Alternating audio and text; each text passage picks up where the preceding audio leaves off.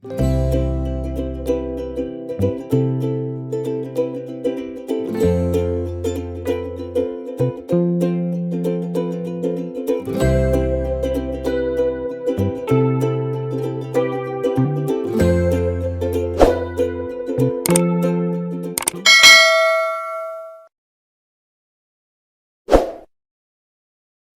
Welcome back to my channel lifestyle with Sanchayita চ্যানেলের আরেকটা নতুন ব্লগে সকলকে ওয়েলকাম জানাই। তো আজ হলো একটা শুক্রবার আর মোটামুটি আজকে প্রায় বাজে এখন দুপুর 12:30 নাগাদ ব্লগটা শুরু করছি। শুক্রবারে পুজো টুজো চুকে গেছে আর আপাতত এখন কয়েকটা সপ্তাহ মোটামুটি অনির্বাণ শুক্রবারটা ওয়ার্ক ফ্রম হোম করছে, তাহলে বাড়িতে রয়েছে আর কি। মায়েরও মোটামুটি হয়ে গেল, মায়ের কালকেই ট্রেন, এ হলো ব্যাপার। তো সকালটা অনেক আগেই শুরু হয়েছে কিন্তু ব্লগটা শুরু করিনি। সকাল সকাল ওই এটা সেটা চলতেই থাকে। মোটামুটি এখন একটু ফাঁকা হয়েছে। তোমাদের সঙ্গে একটা খুব গুরুত্বপূর্ণ জিনিস শেয়ার করতে চলেছি। আমার আগে শেয়ার করা উচিত ছিল কিন্তু ওই করব করে করা হয়নি। পোগোর আমরা ঘুরে এলাম, তারপরে পোগোর বইপত্রগুলো আনা হয়েছে। তোমার তো সেদিনে বললাম যে পোগো স্কুল গিয়েছিলাম বই আনতে, ড্রেসের মেজারমেন্ট দিতে। তো কি কি বই এখানে স্কুল থেকে দেওয়া হয়েছে, কীরকম ওদের কারিকুলাম চলে, সমস্ত কিছু সেদিন আলোচনা হয়েছে। পেরেন্টস ওরিয়েন্টেশন ছিল সেদিনকে, খুব ভালো রকম আমরা জানতে পারলাম আর কি অনেক কিছু নিয়েই। তো বইপত্র যা দিয়েছে তোমাদের সঙ্গে শেয়ার করব।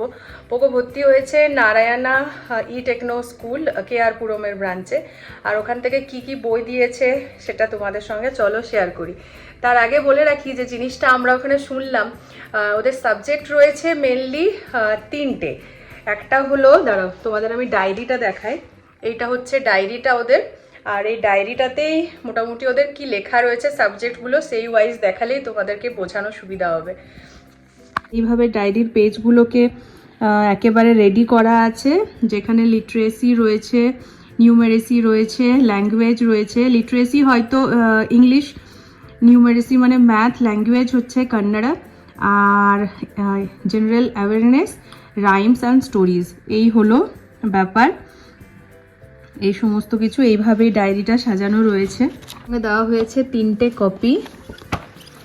এই যে এটা ABC লেখা রয়েছে, মানে এটা ইংলিশ কপি হবে, আর এটা 1 2 3 লেখা হয়েছে ম্যাথ কপি, আর একটা এটা তো কিছু সেভাবে লেখা নেই, ডাবল রুলস লেখা রয়েছে। ডাবল রুল মানে হচ্ছে এটা হবে ল্যাঙ্গুয়েজ কপি। তো এই 3টে কপি দিয়েছে। এগুলো কেমন? সুন্দর না? অনেক ছবি টবি দেওয়া আছে না? তুমি দাঁতগুলো করতে থাকো। তো এই হলো সেই একসাথে রয়েছে একটা বক্সের ভেতরে NEP NCF কমপ্লিয়েন্ট, আর এটা কি থিঙ্কার্স লেখা আছে। এটা কি বোঝাতে চাইছে? হয়তো প্রাইমার এখানে ফান উইথ ফুনিক্স লেখা রয়েছে। এই হলো ব্যাপার। চলো এবার ভেতরটা খোলা যাক, কি কি রয়েছে। তুমি হেল্প করো। এই হলো বইগুলো, দেখি তুমি বক্সটা খুলো, বক্সটা সরিয়ে রাখো। এই হলো বই। মোটামুটি এইটা দেখায়, এই প্রাইমার বুক 1 এরকম করে 7টা বই রয়েছে। 1 2 3 4 5 6 and 7। তাহলে এই হলো 7টা বই। নাও দেখো দেখো। আর তার সঙ্গে এইটা একটা রয়েছে ইংলিশ প্র্যাকটিস বুক, একটা রয়েছে নাম্বার ওয়ার্ক প্র্যাকটিস বুক, আর এটা হচ্ছে পন্ডার ওয়ান্ডার। এখানে কি রয়েছে, এটা মানে ওই সোশ্যাল স্টাডিজ, সোশ্যাল সায়েন্স, মানে ওই সমস্ত কিছু আর কি। বিল্ড উইথ অ্যান্ড কম্পেয়ার,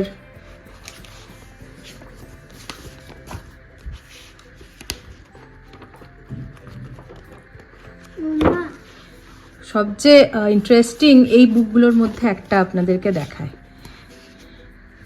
এবার M দিয়ে যেটা লেখা রয়েছে M for motor bike, monkey, এইভাবে ভেঙে ভেঙে করা রয়েছে। মাশরুম, মুন, মাউস, ম্যাঙ্গো, এতগুলো তো রয়েছে।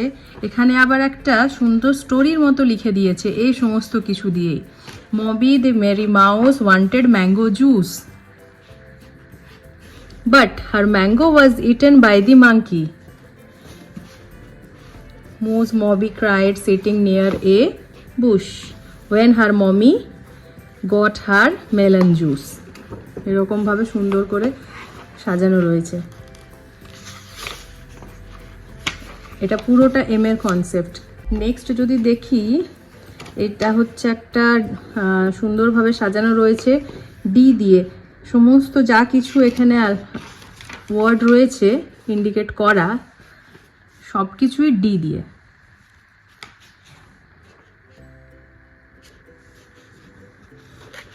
খুব সুন্দর বইটা, মানে 7টা বইয়ে সব কিছুই মিক্স রয়েছে। এখানে যেমন ইংলিশ রয়েছে,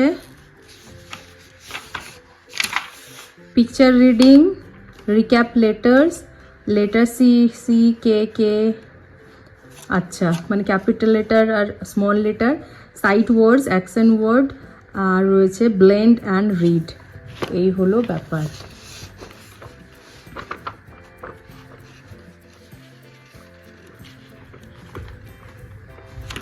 এরপরে এখানে রয়েছে নাম্বার ওয়ার্ক। এখানে কি কি নাম্বার রয়েছে, কি কি কনসেপ্ট রয়েছে, সমস্ত কিছু একসঙ্গে একটা সূচিপত্র মতো বানানো রয়েছে। তাহলে আমার মনে হয় এটা সুবিধাটা হয়েছে অ্যাট এ টাইম একটা বই নিয়ে গেলেই হবে। এই হলো ব্যাপার। এটা একটা গেম। কোনটা? হ্যাঁ, গেম হচ্ছে মানে ওটা কি 4টা দেখো, কোন একটা সার্কেল, এটা কি লাইন? এই লাইনটাকে কি লাইন বলে? Standing line, standing line, sleeping line, slanting line, slanting line, back slanting line. Very good. তাহলে এই 5 লাইনস দিয়ে দেখো একটা এটা তৈরি হয়েছে একটা মানুষ। হ্যাঁ, বুঝতে পারলে? এইরকম ভাবে করা হয়েছে। সঙ্গে শেয়ার করিনি পোগোকে এগুলো কোন ক্লাসের বই বা পোগো কোন ক্লাসে অ্যাডমিশন নিয়েছে। পোগোকে আরেকবার আমরা এখানে এলকেজিতেই দিয়েছি। এখানে এলকেজিকে PP1 বলা হচ্ছে, কারণ একদম আমার মনে হলো জুনিয়র থেকে এখানে শুরু করাটাই উচিত। এমন খুব একটা বেশি দেরি কিছু হয়ে যায়নি, জুনিয়র ক্লাস থেকেই ওদের কন্নড় ল্যাঙ্গুয়েজটা স্টার্ট হচ্ছে। এবারে আমি এখানে ইউকেজিতে ওকে দিতেই পারতাম, কারণ ম্যাথ আর ইংলিশে যথেষ্ট ভালো নলেজ রয়েছে। পুরুলিয়া সেন্ট জেভিয়ার্সে ICSE বোর্ডের স্কুলেও 2 বছর পড়েছে, তাহলে ওই দিক থেকে নিশ্চিন্তি ছিলাম। কিন্তু মানে ওই ল্যাঙ্গুয়েজটা নিয়ে একটু আমি সত্যিই ওয়ারিড। ধরতে হবে ব্যাপারটা, যেহেতু আমি একদম কিছুই জানি না। যখন ওর নেক্সট মানে ইউকেজিতে যদি দেওয়া হতো, নেক্সট ইউকেজিতে অনেকটাই স্ট্যান্ডার্ড দেখলাম আছে সিলেবাস ল্যাঙ্গুয়েজের, মানে কন্নড়ের। সেক্ষেত্রে ধরতে ভীষণ চাপ হয়ে যেত। আর দেখবে কি হয়, একটা যদি সাবজেক্ট ওর হালকা হয়ে যায় না ছোটোর থেকেই, মনে হয় যেন ওটার জন্য সমস্ত কিছু কেমন একটু কনফিডেন্সের কমি মনে হচ্ছে। নম্বরের জন্য আমি যাচ্ছি না, নম্বরের পিছনে আমার সেভাবে ছোটারও নেই। মোটামুটি ওকে জানতে হবে, শিখতে হবে, এইটুকুটাই আমি মনে করি ভালো, মানে সঠিক সময় সঠিক জিনিসটা শিখতে হবে।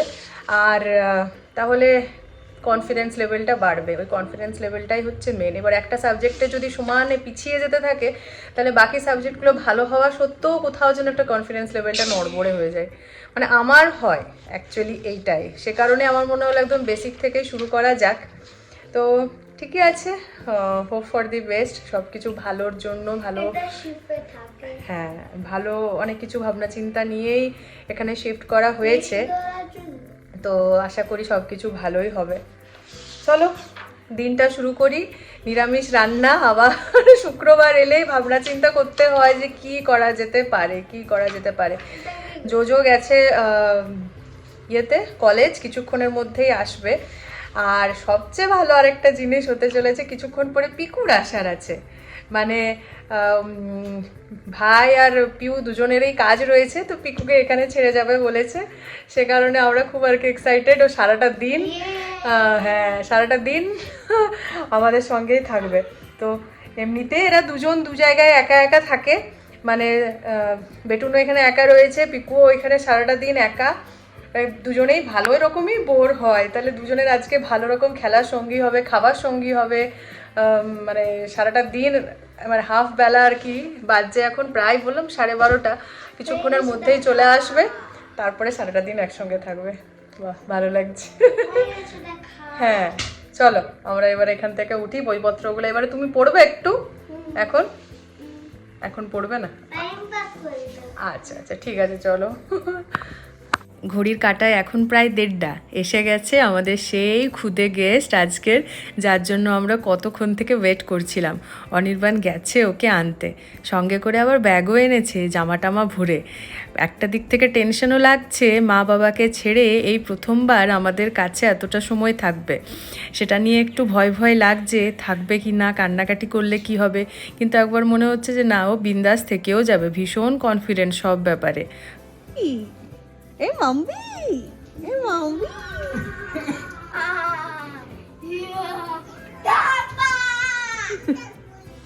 জুতা বলেছি দাঁড়া, জুতা খুলে দাও। তোমরা যারা আমার ব্লগ প্রথম দেখছো তাদের সঙ্গে আমাদের এই ক্ষুদে অতিথিটির পরিচয় করিয়ে দিই। আমার মামাতো ভাই বিট্টু, তার ছেলে হলো পিকু, যাকে আমরা আবার দরবেশ বলি। এই লাড্ডু দরবেশে যেমন ভাব তেমনি আবার বাদও, ভাই বোনেদের মধ্যে যেমনটা হয়ে থাকে। আমার আর আমার মামার ছেলে বা বিট্টু, যার কথা বলছিলাম, আমাদের সম্পর্কটাও ছিল ঠিক সেই রকমই ছোটোবেলায়। এই ভাব আবার এই তো আড়ি, এরকমভাবেই চলে। তো এই পিকু আমাকে আবার সুন্দর নাম ধরেই ডাকে, কি মিষ্টি যে শুনতে লাগে, চলুন আপনারাও শুনে নিন। মাম্বি, মাম্বি, মাম্বি, মাম্বি, মাম্বি, লাড্ডু দাদা কই? ওদিকে দুজনের দুষ্টুমি চলছে, মা পুকোকে স্নান করিয়ে দেবে আর আমি চলে এসেছি রান্নাঘরে রান্নাটা বসাতে। বানাচ্ছি আজকে একটু করলা ভাজা, তার সঙ্গে গোয়াশুটি ভাজা, আলু পোস্ত আর বিরির ডাল। আলু পোস্তটাও মোটামুটি নিরামিষের দিনে একটা মেনু হয়েই থাকে। আর বিরির ডালটা সেদ্ধ হয়ে গেছে, এরপরে এখানে একটু ছকে নেব। এমনিতে রসুন দিয়ে বিরির ডাল ছকলেই ভালো, কিন্তু কি করব বলুন তো, আজকে আবার অনির্বাণের বিরির ডাল খেতে ইচ্ছে হয়েছে, আর আমি রসুন ব্যবহার করতে পারবো না, তাই শুধু জিরে দিয়েই ছোঁক দিলাম। আর আলু পোস্তটাও রেডি হয়ে গেছে, উপর থেকে একটু কাঁচা সর্ষের তেল ছড়িয়ে দিলাম। এটা একেবারেই ঝাল ছাড়া করেছি, বিশেষ কিছু তো আজকে মেনুতে নেই, দুজনকে তো খেতেও দিতে হবে। তো এই হলো তাদের দুইজনের খাবারের থালা সাজানো হয়ে গেছে। আর একটু পোস্তটা জাস্ট পোগোর থালাটাই দিয়ে দিচ্ছি, উপর থেকে একটু ঘি দিয়ে দেবো। দুজনেই আবার ভাতের সঙ্গে ঘি খেতে শুনলাম ভীষণ পছন্দ করে। চলুন এবারে খেতে বসাই। মা পিকুকে খাইয়ে দিচ্ছে আর আমি বেটুনকে, দুজনে মিলে এইভাবেই ঝগড়া করতে করতে খাচ্ছে আর কি, খেলাও চলছে তার সাথেই। পোগোর যেরকম খাওয়ার ঝামেলা ছিল, পিকুরও ছিল কিছুটা। এখন দুজনের এই খাওয়ার ঝামেলাটা থেকে মুক্তি পাওয়া গেছে। সন্ধে প্রায় এখন বাজছে 7টা, দুজনে মিলে আবার জল খাবার খেতে বসেছে। মোটামুটি দুপুরটা মায়ের কাছে দুজনেই ঘন্টা দুয়ে ঘুম দিয়ে কাটিয়েছে। মোটামুটি বিকেল বেলা ছাড়া আমাদের বাড়িতে তো জানেনই টিভি চলে না, তো সেটার জন্য মন দিয়ে একেবারে বেটুন এখন টিভি দেখছে, আর অনির্বাণ ওকে ডিস্টার্ব করছে কেমন করে দেখুন। এইভাবেই চলছে আর কি জ্বালানো। প্রায় সন্ধে এখন 8টা। আমাদের সন্ধেবেলাটা মোটামুটি একই রকমভাবেই কাটেই প্রতিটা দিন। আমার ভ্লগ আপলোড করে যাওয়ার পর টিভিতে সবাই মিলে একবার বড় পর্দায় ভ্লগটা দেখি, কিন্তু আজকে ভ্লগের কন্টেন্ট দেখাচ্ছে, আমাদের সামনে যে কন্টেন্ট চলছে সেদিকের প্রতি নজর রয়েছে সবার।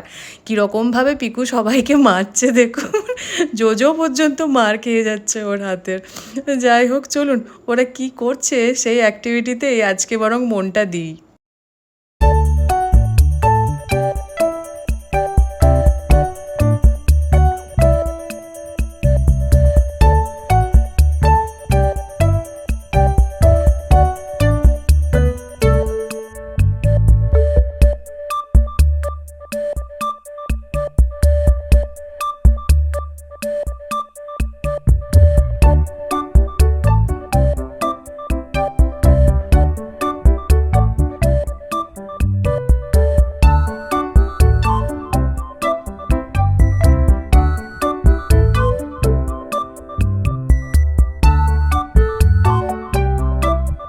সেই সকালবেলা চুল বেঁধে পিকু এসেছে, তারপর থেকে সারা দিনের যা দৌড়াত্তি, একেবারে চুলের অগোছালো অবস্থা।